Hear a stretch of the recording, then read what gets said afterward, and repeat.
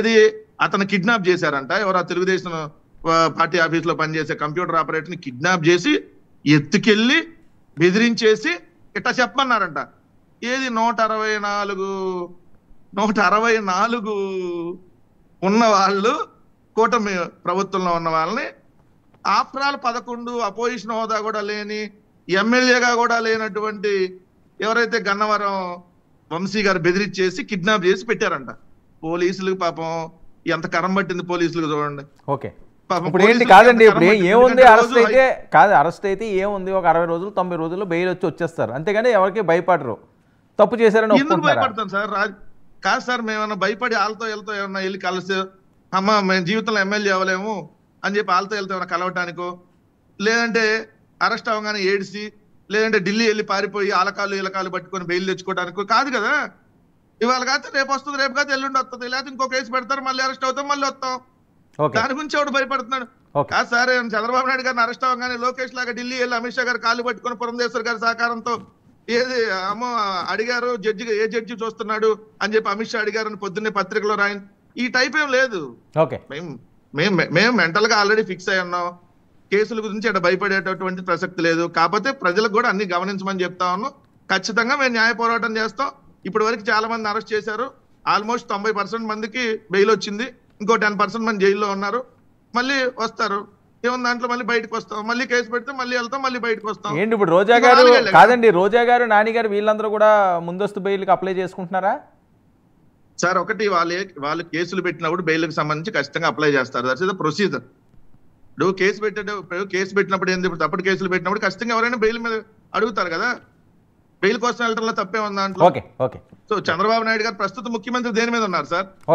ప్రస్తుత ముఖ్యమంత్రి దేని మీద ఉన్నాడు? బెయిల్ మీద బయట ఉన్నాడు. ఓకే, నువ్వు అసలు ఈ సెక్షన్లు ఏంటో వెంకటరెడ్డి గారు మాట్లాడదాం. అసలు ఈ సెక్షన్లు ఏంటో, దీని మీద ఏమన్నా ఎంత శిక్ష పడుతుంది, అసలు ఇవి ఎలాంటివి, ఎస్సీ ఎస్టీ అట్రాసిటీలు కూడా ఇందులో ఉన్నాయి కాబట్టి, మరి నా న్యాయవాది కూడా కాబట్టి, సీనియర్ న్యాయవాదులు కూడా కాబట్టి శాంతిప్రసాద్ గారు మీకు ప్యానల్ ఉన్న సోదరుడు వెంకటరెడ్డికి చూసినట్టు నమస్కారం. సరే, ఇప్పుడు వల్లభనేని వంశీ వైసీపీ ఎమ్మెల్యే ఎప్పుడయ్యాడో, ఎప్పుడు మాజీ ఎమ్మెల్యే అయ్యాడో నాకు తెలుసు. అతను మాజీ ఎమ్మెల్యే అయితే తెలుగుదేశం పార్టీ మాజీ ఎమ్మెల్యే, అసెంబ్లీ రికార్డ్స్ ప్రకారం. అవును. మరి వీళ్ళెట్ట మా ఎమ్మెల్యే అని క్లెయిమ్ చేసుకుంటున్నారు. తర్వాత ఇంత కుక్కని భాష వాడాడు. నేను భాషలు మాట్లాడితే నేను కూడా సమ్మేళనం పెరిగిన భాష మాట్లాడదాం అంటే డిబేట్ రచ్చవద్దు, తగ్గించుకుంటే మంచిది నోటి దోల. ఇక మిగతా విషయాలకు వస్తే, సత్యవర్ధన్ అనే వ్యక్తి గతంలో ఒక కేసు పెట్టాడు. ఆ కేసు విత్డ్రా చేసుకున్నాను, ఇప్పుడు అఫిడవిట్ వేసాడు కోర్టు అని చెప్తున్నాడు. నాకు ఈ కేసు చూసిన తర్వాత జత్వాని కేసు గుర్తొస్తుంది. ఇక్కడ కడపలో స్టీల్ ప్లాంట్ పెడతానని ఒక ఆయన వచ్చాడు. స్టీల్ ప్లాంట్ పెడతానా అంటే ఆయనకు ఫేవర్గా జత్వాని అరెస్ట్ చేసి తీసుకొచ్చారు. అక్కడ ఎఫ్ఐఆర్ కట్టకుండానే బాంబే పరిగెత్తారు ఫ్లైట్ ఎక్కి. ఇక్కడ ఎఫ్ఐఆర్ రిజిస్టర్ అవ్వాలా ఆ సమయానికి, కానీ వాళ్ళు బాంబే ఫ్లైట్లో ఉన్నారు. అప్పుడు అంత ఘనమైన చరిత్ర ఉన్న పార్టీకి చెందిన వాళ్ళు ఈ కేసులు చేయలేదంటే ఇప్పుడు పెట్టింది కొత్త కేసు 86/25. సరే, పోలీసు ఎఫ్ఐఆర్ కాపీలో వచ్చే యాప్లోకి వెళ్ళి చూసాము, ఇంత మటుకు అది అప్లోడ్ చేయలేదు ఎఫ్ఐఆర్ కాపీని, కాబట్టి ఇది చూడటం జరగలేదు ఏం పెట్టారు అంశాలు అనేది. సరే, ఇప్పుడు సోదరుడు చెప్పాడు కదా, దాన్నే పరిగణిద్దాం. పారిపోలేదు, వెల్ అండ్ గుడ్. అరెస్ట్ చేశారు, well and good.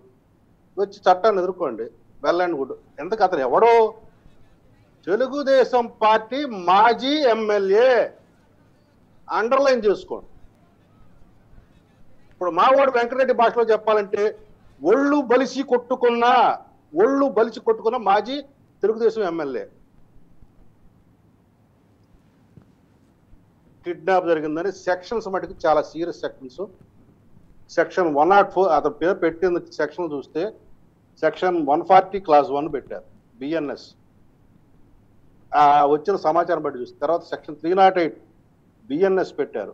Section 351 class 3 BNS పెట్టారు. Section 3 class 1 sub class 5 SC ST act, section 3 sub class 2 sub class 5A. వీటిల్లో ఏంటంటే సెక్షన్ 140 క్లాస్ 1 వచ్చి కిడ్నాపింగ్,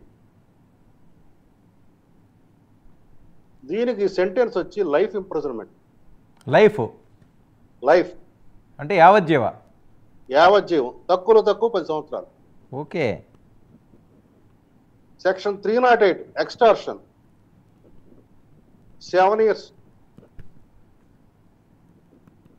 సెక్షన్ 351(3)